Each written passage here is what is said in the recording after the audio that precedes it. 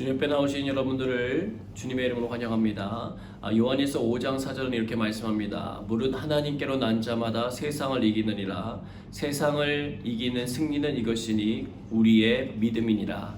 오늘도 주님을 믿는 믿음 안에서 승리의 기쁨과 은혜를 누리시는 저와 여러분 되시기를 소망합니다. 함께 예배자의 고백하도록 하겠습니다.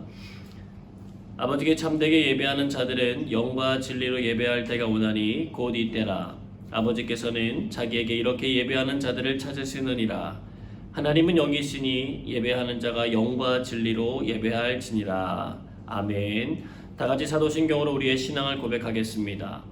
나는 전능하신 아버지 하나님 천지의 창조주를 믿습니다. 나는 그의 유일하신 아들 우리 주 예수 그리스도를 믿습니다. 그는 성령으로 잉태되어 동정녀 마리아에게서 나시고 본디오 빌라도에게 고난을 받아 십자가에 못 박혀 죽으시고 장사된 지 사흘 만에 죽은 자 가운데서 다시 살아나셨으며 하늘에 오르시어 전능하신 아버지 하나님 우편에 앉아 계시다가 거기로부터 살아있는 자와 죽은 자를 심판하러 오십니다. 나는 성령을 믿으며 거룩한 공교회와 성도의 교제와 죄를 용서받는 것과 몸의 부활과 영생을 믿습니다. 아멘. 함께 찬양하겠습니다.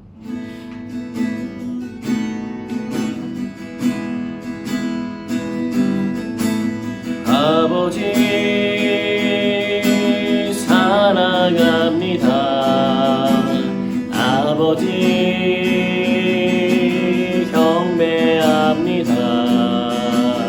아버지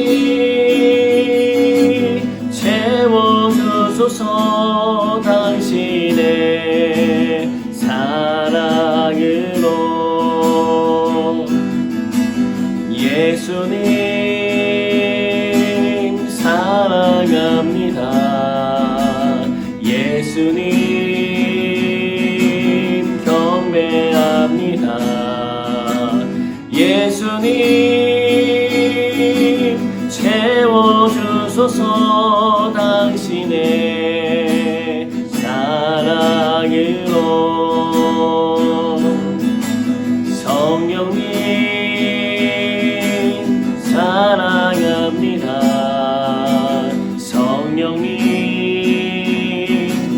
경배합니다. 성령님 채워주소서 당신의 사랑으로. 계속해서 찬양 이어가도록 하겠습니다. 할렐루야. 함께 찬양할 때 어떠한 상황 속에서도 찬양받기 합당하시는 주님의 이름이 이 시간에 찬양을 통해 높여지길 소망합니다. 할렐루야.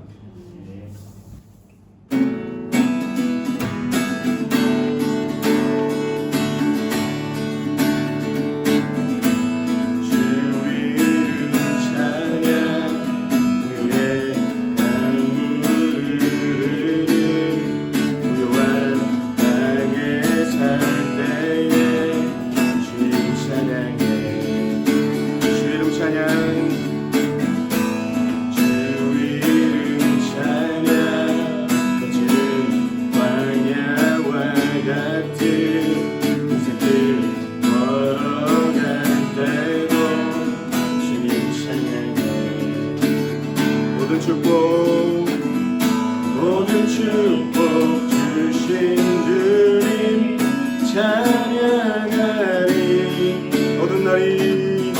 어두운 날이 다가와도 난 외치리. 주의 이름을 찬양해. 주의 이름을 찬양해. 영화로운 주 이름 찬양. 주 이름 찬양. 주 이름 찬양. 햇살이 나를 비추고 하늘이 새롭게 되네. 주님 찬양해.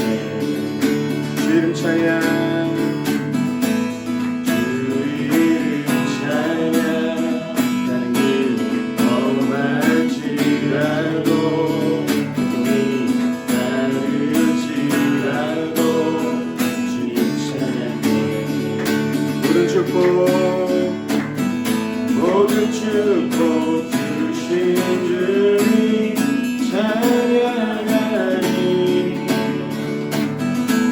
어떤 날이 다가와도 난 외치니 주의 이름을 찬양해 주의 이름을 찬양해 영화로운 주 이름 찬양 주님은 주시며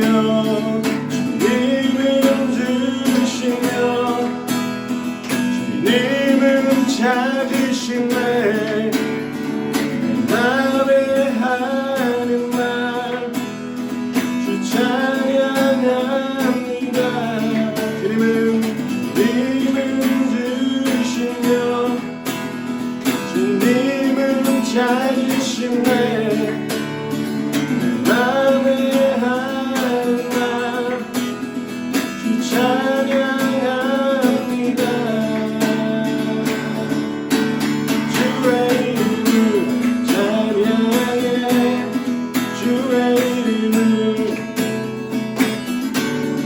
주의 이름을 찬양해 영화로운 주 이름 찬양 주의 이름을 찬양해 주의 이름을 찬양해 영화로운 주 이름 찬양 하나님께 박수 올려드립니다.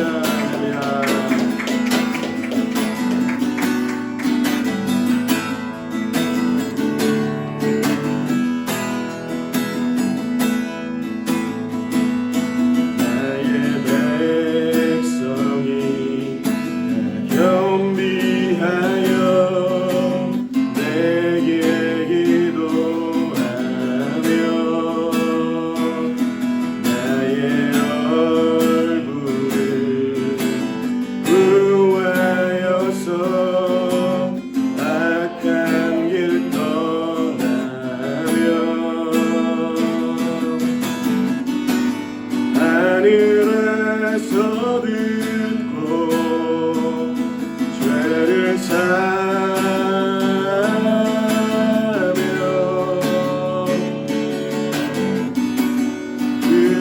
그들의 땅을 고치리라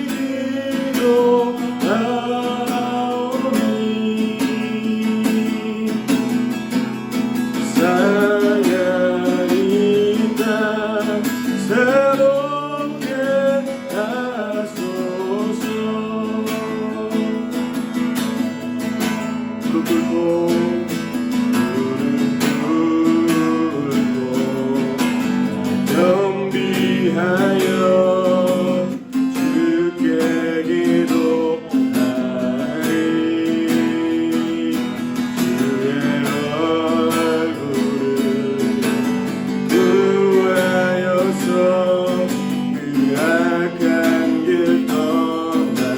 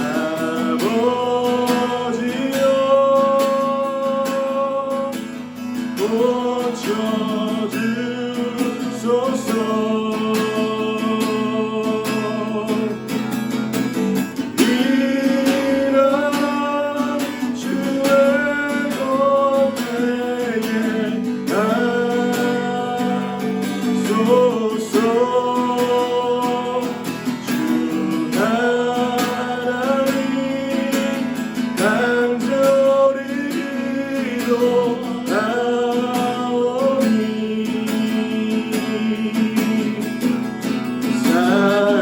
사랑이다 새롭게 하소서. 아버지여 고쳐주소서. 아버지여 고쳐주소서.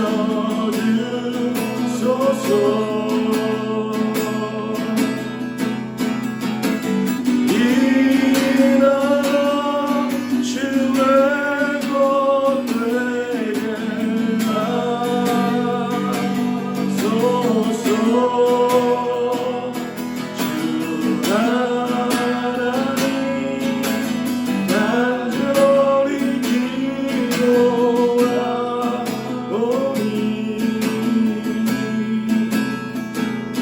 사랑이다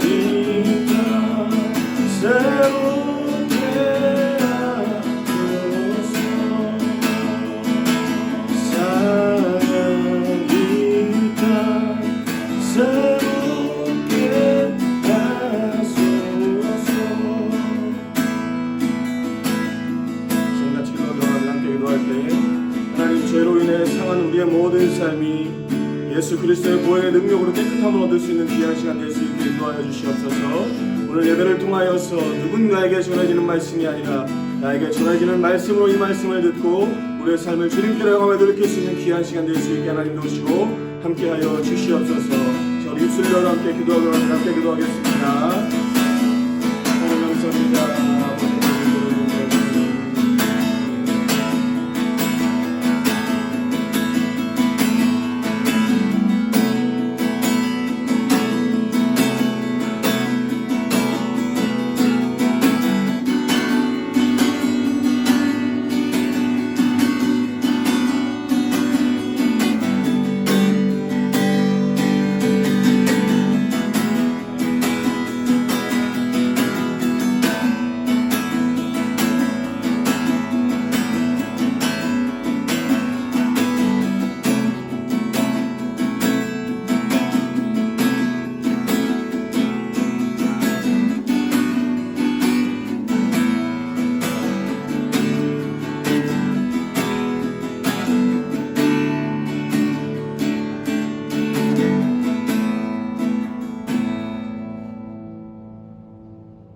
우리를 대표하여 이정원 집사님 기도해 주시겠습니다.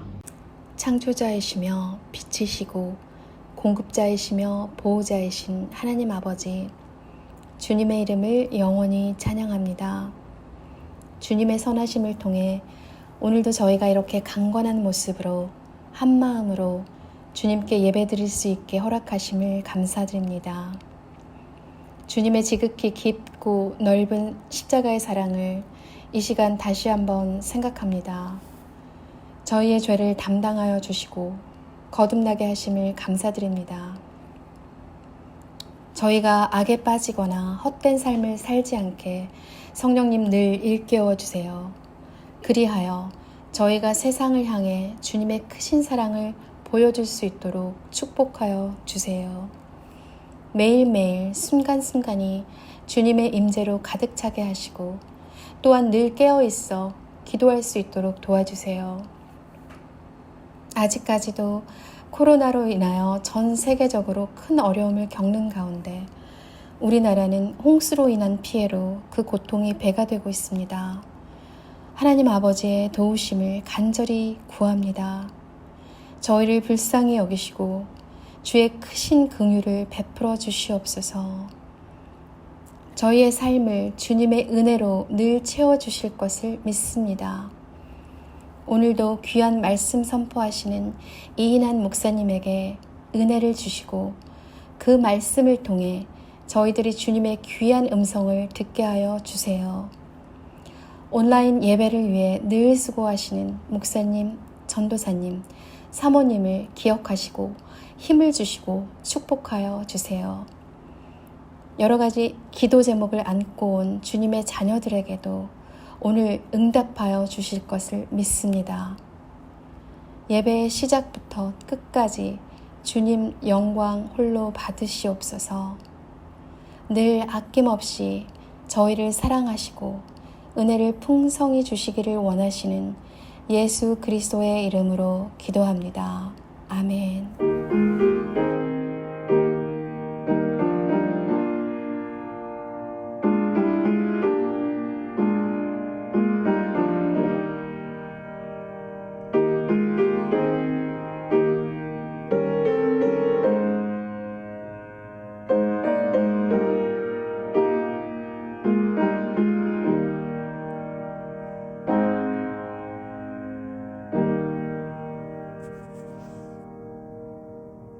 교회 소식 전하겠습니다. 주님 옆에 오신 여러분들 다시 한번 환영합니다. 여러분이 계신 자리에서 하나님의 임재와 사랑을 뜨겁게 경험하시는 시간이 되시기를 소망합니다. 옆에 있는 분 아니면 혼자 계신 분들은 혼자 스스로에게 이렇게 인사했으면 좋겠습니다. 주님이 사랑하십니다. 주님이 사랑하십니다. 주님이 사랑하십니다. 교회 예배 안내드립니다. 다음 주일에는 지난주일처럼 본당에서 10시와 12시에 나눈 오프라인 예배를 드릴 예정입니다. 각 예배 진행 시마다 50명 인원 제한이 있기 때문에 사전에 등록을 받아서 진행합니다. 참석 여부를 미리 목자나 교육자에게 목요일까지 알려주시면 저희가 진행하는데 굉장히 도움이 많이 되겠습니다. 온라인 예배는 매주 유튜브와 교회 홈페이지를 통해 업데이트될 예정입니다. 온라인 양육 과정에 참여하신 수강자들이 끝까지 주님의 뜻 안에서 더 깊이 머물고 주님의 뜻을 이루어 드리는데 귀하게 쓰임 받도록 함께 기도해 주시기를 부탁드리겠습니다. 나머지 권고는 주보를 참고해 주시기를 바랍니다. 김정길 집사님 성경 봉독해 주시겠습니다. 오늘 주신 하나님의 말씀은 이사야 19장 16절에서 25절입니다. 그 날에 애굽이 부녀와 같을 것이라. 그들이 만군의 여호와께서 흔드시는 손이 그들 위에 흔들림으로 말미암아 떨며 두려워할 것이며 유다의 땅은 애굽의 두려움이 되리니 이는 만군의 여호와께서 애굽에 대하여 정하신 계획으로 말미암음이라. 그 소문을 듣는 자마다 떨리라. 그 날에 애굽의 땅에 가나안 방언을 말하며 만군의 여호와를 가리켜 맹세하는 5 성읍이 있을 것이며 그 중 하나를 멸망의 성읍이라 칭하리라. 그 날에 애굽 땅 중앙에는 여호와를 위하여 제단이 있겠고 그 변경에는 여호와를 위하여 기둥이 있을 것이요 이것이 애굽 땅에서 만군의 여호와를 위하여 징조와 증거가 되리니 이는 그들이 그 압박하는 자들로 말미암아 여호와께 부르짖겠고 여호와께서는 그들에게 한 구원자이자 보호자를 보내사 그들을 건지실 것임이라. 여호와께서 자기를 애굽에 알게 하시리니 그 날에 애굽이 여호와를 알고 제물과 예물을 그에게 드리고 경배할 것이요 여호와께 서원하고 그대로 행하리라. 여호와께서 애굽을 치실지라도 치시고는 고치실 것이므로 그들이 여호와께로 돌아올 것이라. 여호와께서 그들의 간구함을 들으시고 그들을 고쳐 주시리라. 그 날에 애굽에서 아수르로 통하는 대로가 있어 아수르 사람은 애굽으로 가겠고 애굽 사람은 아수르로 갈 것이며 애굽 사람이 아수르 사람과 함께 경배하리라. 그 날에 이스라엘이 애굽 및 아수르와 더불어 셋이 세계 중에 복이 되리니 이는 만군의 여호와께서 복주시며 이르시되 내 백성 애굽이여 내 손으로 지은 아수르여 내 기업 이스라엘이여 복이 있을지어다 하실 것임이라. 아멘. 오늘은 하나님이 주시는 회복이라는 제목으로 주의 말씀 증거하도록 하겠습니다. 하나님의 사랑이 우리 성도님들에게 가슴마다 가득히 차고 넘치시기를 소망합니다. 마샤 에번스라고 하는 10대 소녀가 입 주위에 있던 신경 조직이 잘못되어서 수술을 받게 되었는데 수술 도중에 신경을 잘못 건드려서 입이 삐뚤어지게 되었습니다. 소녀는 자신의 모습에 너무나도 절망하며 친구도 만나지 않고 학교도 가지를 거부합니다. 집에서도 말을 하지 않고 우울하게 시간을 보냈습니다. 그런데 그해 자기의 생일날 뜻밖의 소포를 하나 받게 됩니다. 익명으로 온 소포에는 예쁜 꽃이 한 송이 담겨져 있었고 마샤, 내가 너를 무척 사랑한다 라고 하는 메시지가 적혀 있었습니다. 몇 달 만에 처음으로 그녀가 입을 엽니다. 엄마, 누가 이 꽃을 보냈을까? 그러게 누굴까? 혹시 너를 좋아하는 남학생 아닐까? 누가 나 같은 걸 좋아해? 아니야, 너를 좋아하는 사람도 있나 봐. 그랬더니 소녀가 정말 그럴까? 라고 반응합니다. 다음의 생일에도 동일한 꽃과 동일한 메시지가 도착하게 되면서 마샤는 조금씩 기운을 찾기 시작합니다. 성격도 밝아지기 시작했고 정상적인 생활이 가능해진 후에 좋은 남자를 만나서 결혼도 하게 됩니다. 그런데 결혼한 직후에 어머니가 세상을 떠나게 되었고 생일날 전해지던 꽃도 멈추게 됩니다. 그제서야 깨닫게 됩니다. 그 꽃을 보내어 자기의 인생을 바꾼 사람은 바로 엄마였던 것입니다. 사람을 바꿀 수 있는 근본적인 힘은 사랑입니다. 고린도전서 13장에도 보면 믿음과 소망이 사라져도 사랑은 영원하다라고 할 만큼 우리 삶에 정말 중요한 요소입니다. 자신의 모습을 보면서 만족하지 못하고 힘들어하는 큰 이유 중에 하나는 자기 자신이 다른 사람들에게서 사랑받지 못할 것이라고 하는 두려움이 있기 때문에 그렇습니다. 그 마음을 들키지 않으려고 사람들은 분노와 또는 힘으로 자기의 삶에 장벽을 치기 시작합니다. 그러나 자신을 보호하기 위하여 친 담들은 오히려 자신을 더욱더 초라하게 만들고 우울하게 만드는 버팀돌이 될 뿐이라는 것입니다. 또 자신의 힘으로는 스스로 쌓아놓은 벽을 제거할 힘조차 잃어버리는 것이 사람입니다. 그런데 사랑이 그 벽에 균열을 가져다 줍니다. 받으려고 하지 않고 그저 주는 그 사랑이 결국은 그 벽을 무너뜨리는 힘이 된다는 것입니다. 성경은 인류를 향한 하나님의 사랑이 가득 담겨져 있습니다. 교회에 다니면 꼭 배우게 되는 구절 중 하나가 있는데 요한복음 3장 16절입니다. 하나님이 세상을 이처럼 사랑하사 독생자를 주었으니 이는 그를 믿는 자마다 멸망하지 않고 영생을 얻게 하려 하심이라. 아멘. 하나님은요, 우리를 멸망시키는 데 관심이 있지 않고 영생을 얻게 하시는 데 관심이 있으신 분이십니다. 예수님을 이 땅에 보내신 것도 우리들을 사랑하시기 때문이에요. 끊임없이 선지자들을 세워서 보내주시는 것도 주의 뜻에서 멀어지는 백성들을 돌이켜 주의 길을 가도록 이끄는 것도 우리들을 사랑하기 때문에 그렇습니다. 주의 길을 걸어가게 하시는 이유는 그 길이 생명의 길이기 때문에 그렇습니다. 자녀가 잘 되기를 바라서 아낌없이 지원하고 돌봐주는 부모보다 더 우리들이 잘 되기를 바라고 사랑하시는 분이 하나님이십니다. 그분은 하나를 받으면 열을 주시고 100을 주시고 1000을 주시는 분인 것을 여러분 기억하시길 바랍니다. 이사야 선지자는 죄에 깊이 빠져버린 남유다 백성들에게 임할 하나님의 심판을 예언하기 시작했습니다. 동시에 그는 그들에게 징벌의 도구로 쓰여지는 강국들에 대해서도 미래의 심판에 대해서 예언했습니다. 겉으로 보여질 때에는 강한 자가 살아남는 역사의 이야기 같지만 아니라는 거예요. 그 속에 담겨진 비밀이 있으니까 잘 들으라는 것입니다. 하나님의 사랑받는 자들이 결국엔 역사를 만들어간다는 거예요. 그리고 하나님의 사랑에는 제한이 없다는 것입니다. 이제까지 자신들만이 하나님의 선택받은 백성이라고 생각하며 살았던 이스라엘 백성들에게 새로운 도전을 해주고 계십니다. 그들이 무시하고 싫어하던 이방민족들이 하나님께로 나아오고 그들의 영혼이 회복을 얻게 되는 일이라는 것입니다. 요나서에 보면 하나님께서 요나라고 하는 선지자를 세워서 니느웨 성에 가서 40일이 지나면 이 성이 무너질 것을 예언하라고 시키세요. 그런데 요나는요, 하나님의 선지자이면서도 가지 않으려고 합니다. 저 안 갑니다. 저 못 갑니다. 라고 주저앉지 않고 오히려 정반대 방향인 다시스로 가는 배를 타게 됩니다. 풍랑을 만나 배에서 제비 뽑혀도 회개하기는커녕 자기 자신을 물에다 던지라는 말을 함으로써 하나님 앞에 분명한 메시지를 전합니다. 나는 죽어도 못 가겠다는 거예요.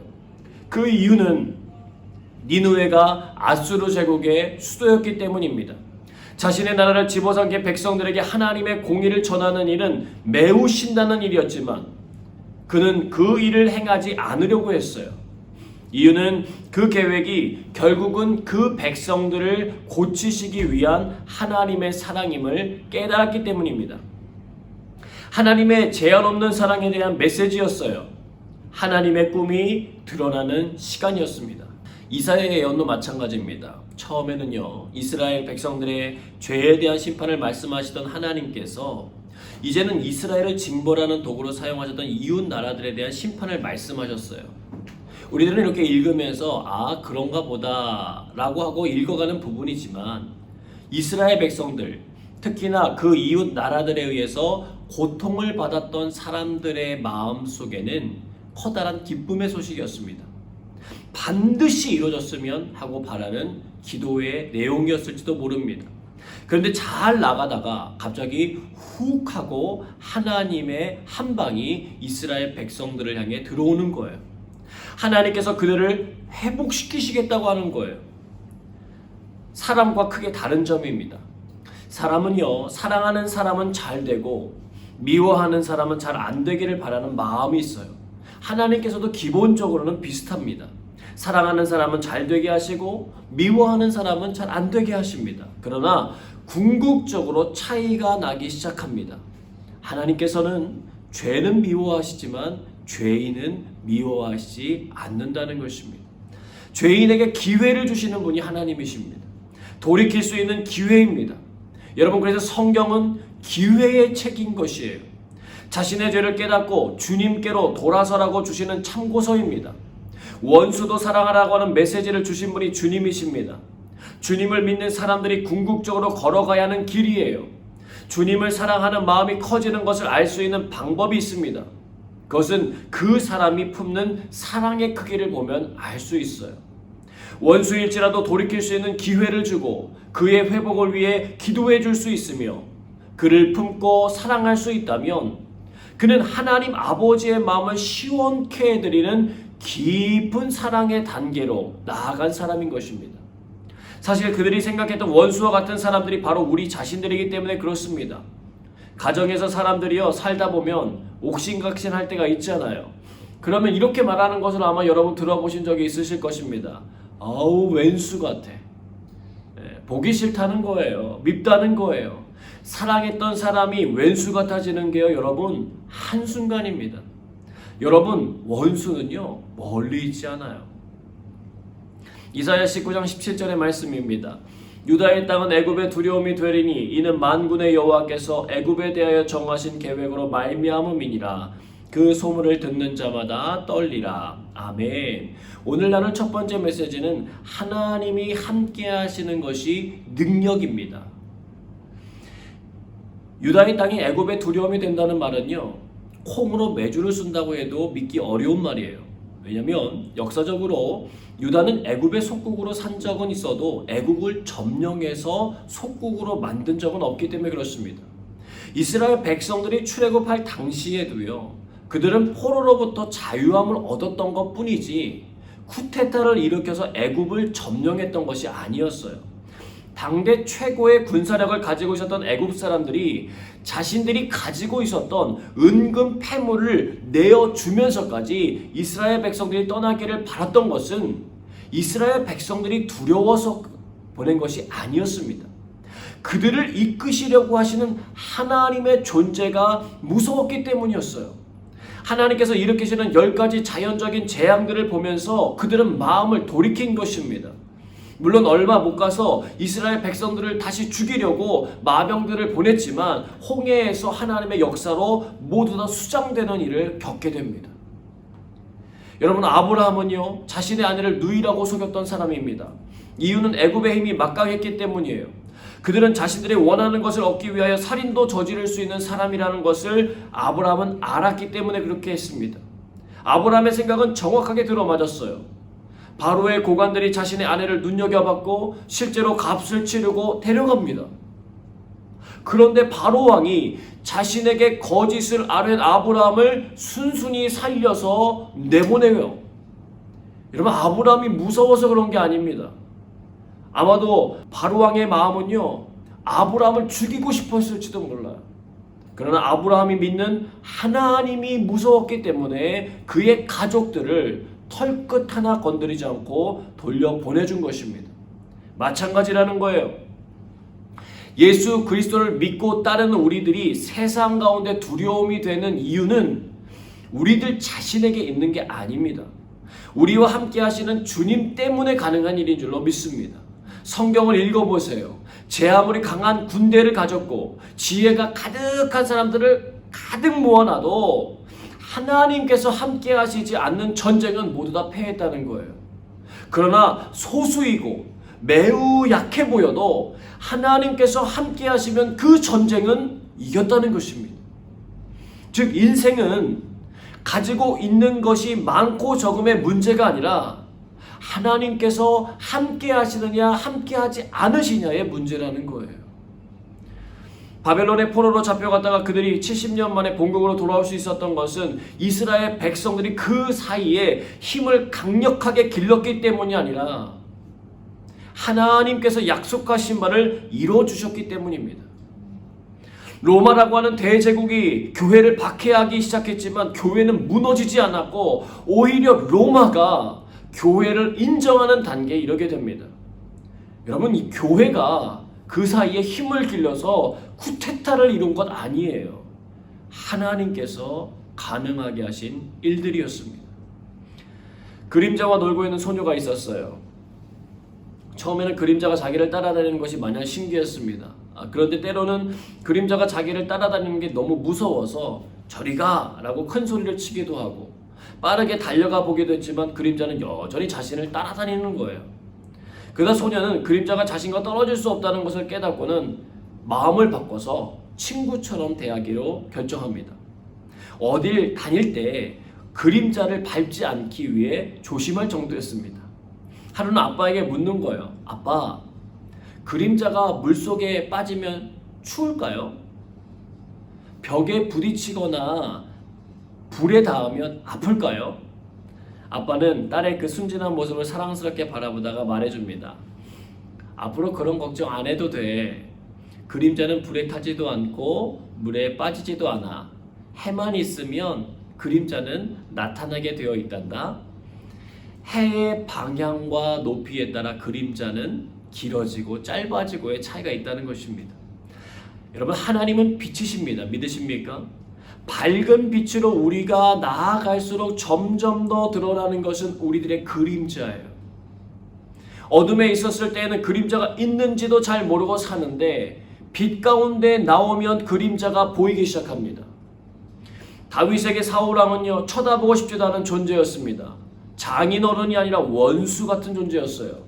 쫓겨다니면서 그가 받은 수모와 고통을 생각한다면 사울은 벌을 받아야 할 존재였습니다.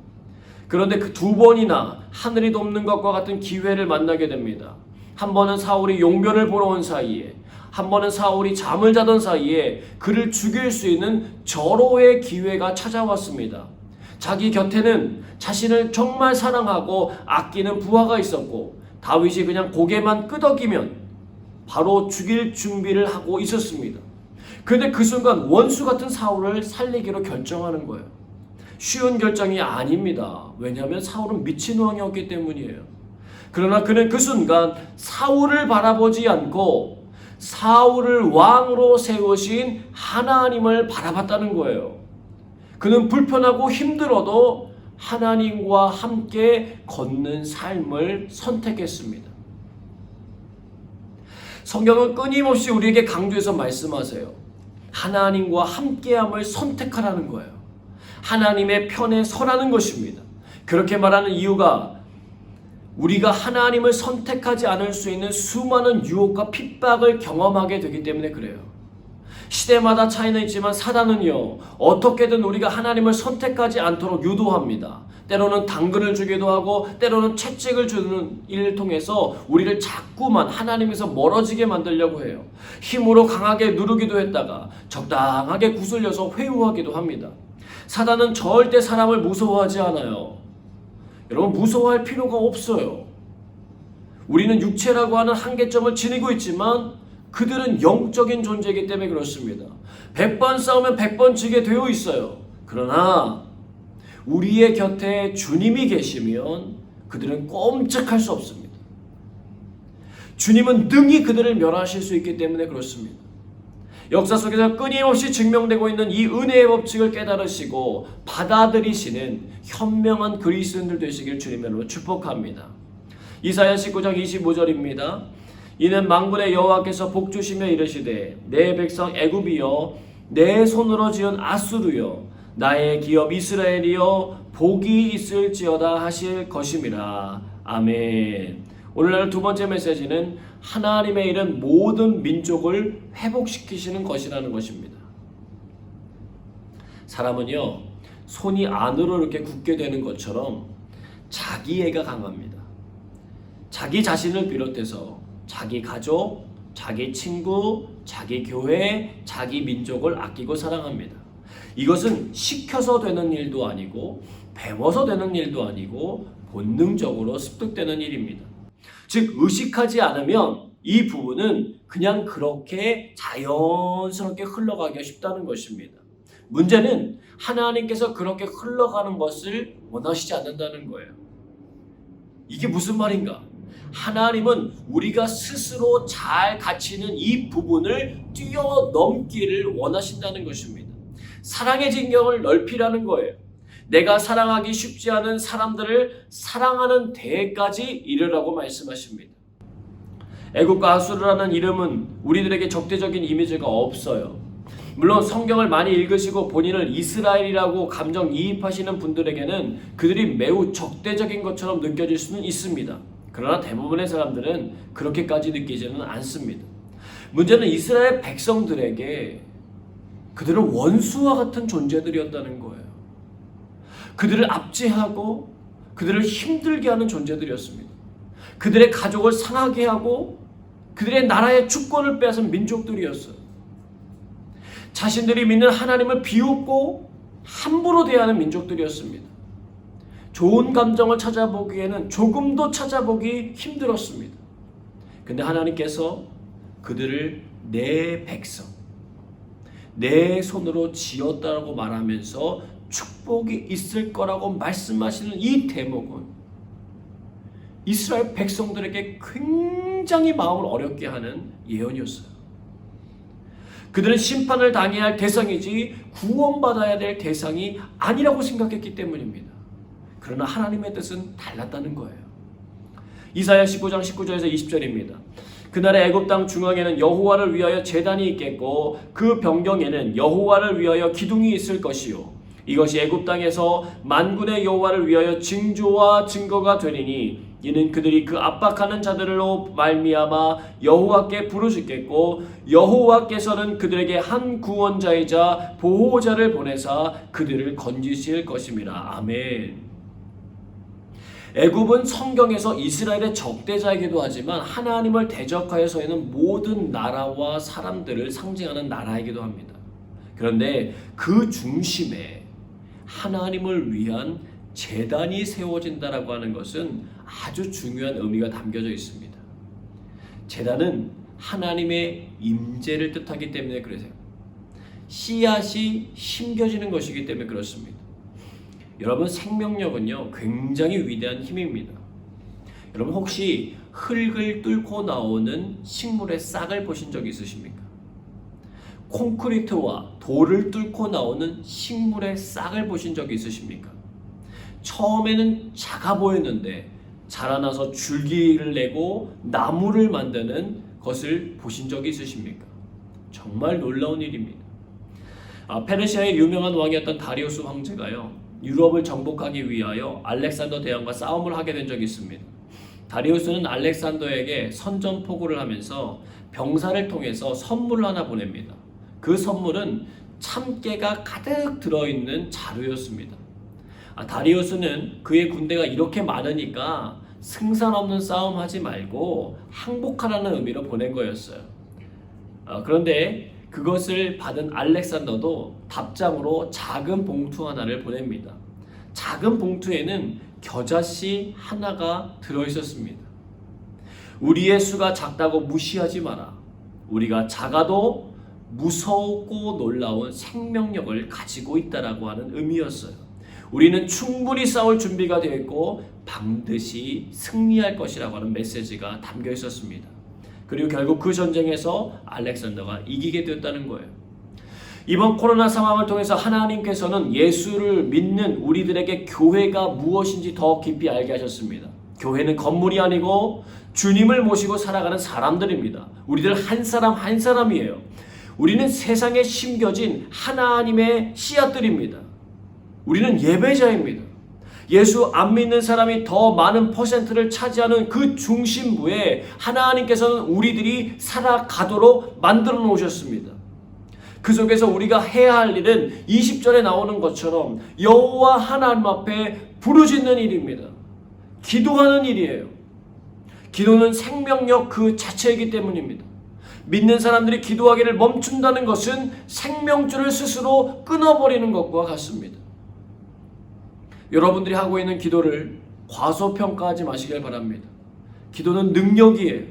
말씀처럼 하나님은 그 기도를 들으시고 구원자이신 보호자를 보내주시기 때문에 그렇습니다.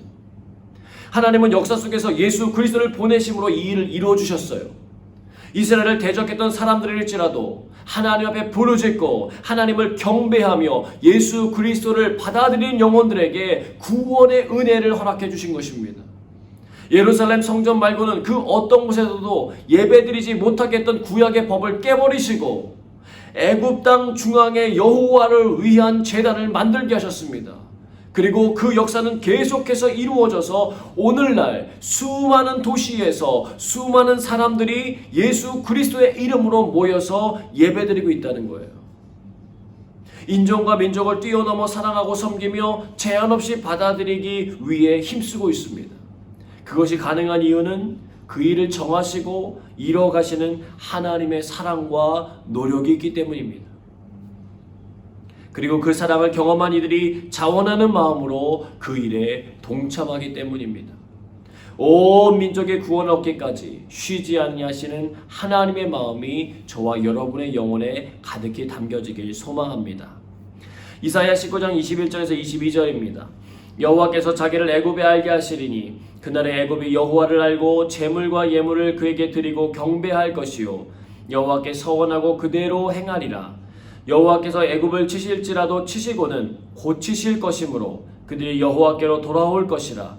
여호와께서 그들의 간구함을 들으시고 그들을 고쳐주시리라. 아멘. 여러분, 하나님은요 사람들이 숨바꼭질 놀이하듯이 찾아야 할 대상이 아닙니다. 이미 우리들에게 자신이 어떤 분이신지를 드러내신 분입니다. 성경을 통하여 우리는 하나님을 알 수 있습니다. 기도를 통하여 우리는 하나님을 만날 수 있습니다. 아이들이 처음 태어나 말을 시작하죠. 알아들을 수도 없는 말들을 그냥 막 표현합니다. 문법도 맞지 않고 뜻도 맞지 않는 단어들을 막 나열합니다. 그러나 그걸 보면서 부모님들이 야, 너 왜 말을 똑바로 안 하냐? 라고 하면서 다그치지 않습니다. 오히려 조금이라도 말을 하려고 하면 좋다고 박수치고 웃어주고 격려하고 있습니다. 그랬던 아이가 시간이 지나면 말문이 열리게 됩니다. 단어와 뜻을 익히고 이해하고 대화하는 법을 배우게 됩니다. 이제는 혼자 막 얘기했던 독백이 아니라 상대방과 대화를 나눌 수 있게 됩니다. 내가 말하기 위하여 상대방의 말을 잘 들어야 한다는 것도 알게 되고 훈련하게 됩니다. 여러분, 신앙생활도 마찬가지입니다. 교회생활 처음 시작할 때 어린아이처럼 우리는 우리 마음대로 독백의 기도를 할 때가 많습니다. 하늘나라의 뜻과 맞지도 않고 그저 자신의 필요에 따라 표현합니다. 그러나 신앙이 자란다는 것은 점차적으로 변화가 일어난다는 것입니다. 하나님의 뜻을 구하기 위하여 성경을 읽고 기도하기 시작하는 겁니다. 하나님께서 무엇을 원하시는지 관심을 가지기 시작하고 대화를 나누기 시작합니다. 그러다가 깨달아요. 하나님은 모든 이들이 구원을 얻기를 원하시는구나. 특별히 내가 살고 있고 만나고 있는 사람들에게 복음이 들어가기를 원하시는구나. 그것을 위하여 기도하기를 원하시는구나 라는 마음을 깨닫고 기도하기 시작하는 것입니다. 예수님이 길을 가시던 중에 술 중독자를 만났습니다. 당신은 절름발이었던 나를 고쳐주셨습니다. 그 후 나는 여러 직업을 가져보려고 다녔는데 동량받을 때만큼 좋은 직업은 하나도 없었습니다. 이제는 다리가 성하니 동량도 할 수 없어 돈이 생기면 술만 마시게 되었습니다. 조금도 또 길을 가다가 전에 예수님이 눈을 뜨게 했던 시각장애인을 만나게 됩니다. 그는 포악한 모습으로 사람들을 막 때리고 있는 거예요. 당신은 내 눈을 뜨게 해주었는데 눈을 떠서 무얼 보라는 것입니까? 보이는 것은 모두 다 내 신경을 자극하고 화만 나게 합니다. 결국 나는 화풀이를 하려고 깡패 생활하고 있습니다. 여러분, 오스카 와일드가 쓴 지옥의 단편에 나오는 이야기입니다. 자신을 고쳐주신 하나님을 향한 감사와 예배, 주님을 닮아가려고 하는 거룩과 성실이 없는 삶이 지옥이라는 것입니다. 여러분은 지금 천국에 살고 계십니까? 아니면 지옥에 살고 계십니까? 회복을 꿈꾸는 사람, 남을 살리기 위하여 기도하고 사랑을 실천하는 사람이 이미 천국에 살고 있는 사람들입니다. 요한복음 13장 34절에서 35절은 이렇게 말씀합니다. 새 계명을 너희에게 주노니 서로 사랑하라. 내가 너희를 사랑한 것 같이 너희도 서로 사랑하라. 너희가 서로 사랑하면 이로써 모든 사람이 너희가 내 제자인 줄 알리라. 아멘. 사랑하라는 것은 절대로 새 계명이 아닙니다. 구약 성경을 통해 끊임없이 하나님께서 말씀하셨던 부분입니다. 하나님을 사랑하고 이웃을 사랑하라고 하셨습니다.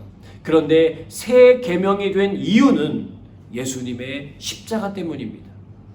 자신을 못 박는 원수들까지도 품고 사랑의 기도를 올리신 그분처럼 사랑하라는 것입니다.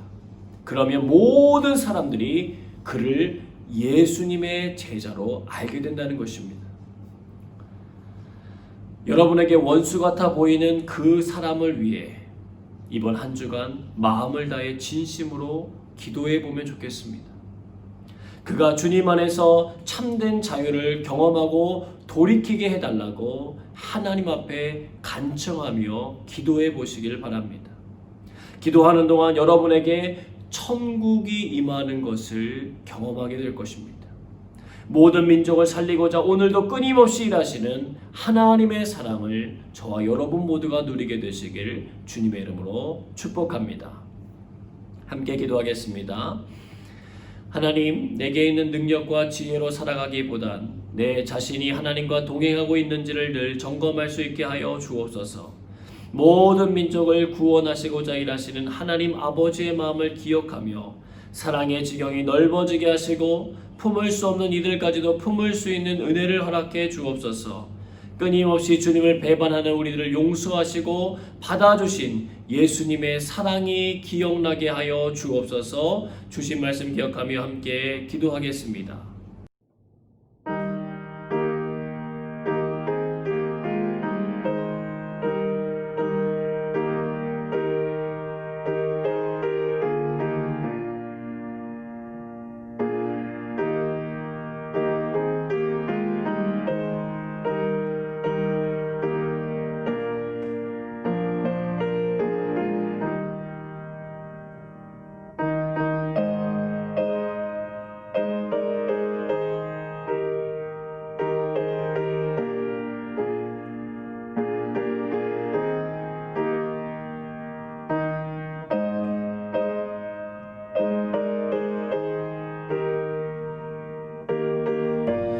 우리의 모든 기도에 신실하게 응답하신 하나님께 감사드리며 예수님 이름으로 기도드리옵나이다. 아멘. 함께 찬양 부르며 준비하신 예물 하나님께 봉헌하시겠습니다.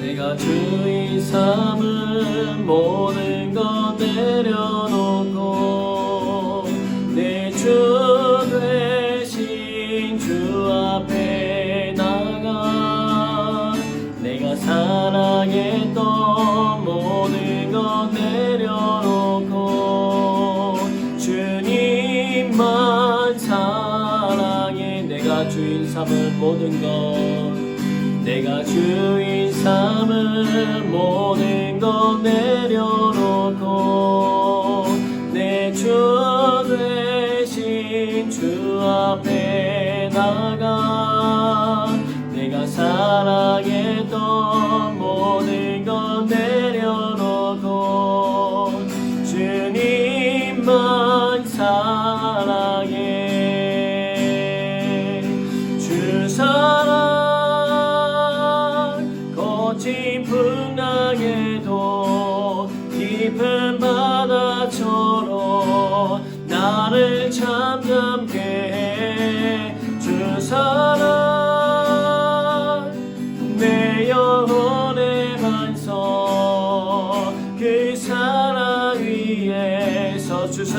거친 풍랑에도 주 사랑 거친 풍랑에도 깊은 바다처럼 나를 잠잠케 해 주 사랑 내 영혼의 반성 그 사랑 위에 서구니 그 사랑 위에 서리 그 사랑 위에 서리 드린 예물 위하여 함께 기도하겠습니다. 오늘도 우리 가운데 찾아오사 사랑으로 품어주시니 감사합니다. 연약한 우리의 심령에 주의 빛을 비추사 회복해 하시고 강건함을 잊게 하여 주옵소서. 끊임없이 찾아오는 죄의 유혹을 이길 수 있는 영적인 힘과 지혜를 주시고 믿음으로 결단할 수 있는 은혜 또한 허락해 주옵소서. 오늘도 받은 바 사랑에 감사하여 예물 봉헌합니다. 예물 속에 담긴 우리의 마음을 받아주시고 천국의 기쁨이 누려지게 하여 주옵소서. 우리에게 하나님의 자녀된 권세를 회복시켜 주시고 천국을 바라보며 살게 하시니 감사합니다. 내면 속에 일어나는 수많은 생각들 속에서 의롭고 사랑이 넘치는 성령의 생각들을 잘 붙잡게 하시고 매일의 삶 속에서 승리하는 삶이 되게 하여 주옵소서. 때로는 우리의 마음을 아프게 하는 일이 가까이 있을 수 있지만 그를 위해 기도할 기회를 주신 하나님께 감사하며 믿음으로 순종하기를 원합니다. 쉽지 않지만 그 일을 행할 때 부어주시는 하나님의 능력과 은혜를 깊이 경험하게 하시고 온전한 사랑으로 풍성케 채워주시는 하나님의 심령이 되게 하여 주옵소서. 연약한 지체들의 손이 늘어지지 않도록 우리로 하여금 돌볼 수 있는 힘을 주시고 주의 이끄심을 따라 만나는 이들에게 주의 사랑을 베풀게 하여 주옵소서. 우리 성도들의 삶을 보호하시고 인도해 주셔서 악한 세상에서 악으로 받아치지 않게 하시고 선으로 악을 이기는 지혜를 허락해 주옵소서. 물가에 심겨진 나무처럼 시절을 따라 과실을 맺게 하시고 마르지 않는 샘의 축복을 받게 하여 주옵소서. 주님과 더욱더 친밀해지는 은혜를 주시고 주님께서 기쁨으로 찾으시는 예배자가 되게 하여 주옵소서.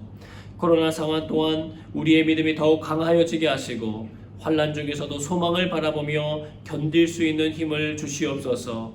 위기의 순간들마다 하늘의 지혜를 주셔서 잘 결정 내리도록 인도하여 주시고 선한 목자 되신 하나님의 인도하심을 받게 하여 주옵소서. 우리의 영혼이 좋은 밭이 되어 복음의 능력이 30배, 60배, 100배의 열매를 맺는 삶이 되게 하여 주옵소서. 우리의 자녀들을 지켜주셔서 세상의 가치관에 물들지 않고 하나님 나라의 가치관에 올바로 믿음뿐이 내리게 하여 주옵소서. 그들을 영적으로 세밀하게 잘 돌보고 이끌 수 있는 은혜와 사랑과 지혜를 우리 부모님들에게 교사들에게 허락하여 주시옵소서.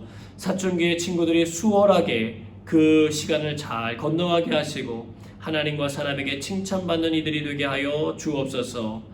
우리 교회가 주님의 뜻을 온전히 이루는 교회 되게 하시고 주님의 마음에 기쁨을 드리는 사람들 되게 하여 주옵소서. 믿음의 세대로 온전히 세워지는 교회 되게 하시고 주님을 모르는 이들에게 주의 사랑을 증거할 수 있는 교회의 사명을 잘 감당하도록 주님 도와 주옵소서. 예수 그리스도의 이름으로 감사하며 기도하옵나이다. 아멘. 다 함께 찬양하겠습니다.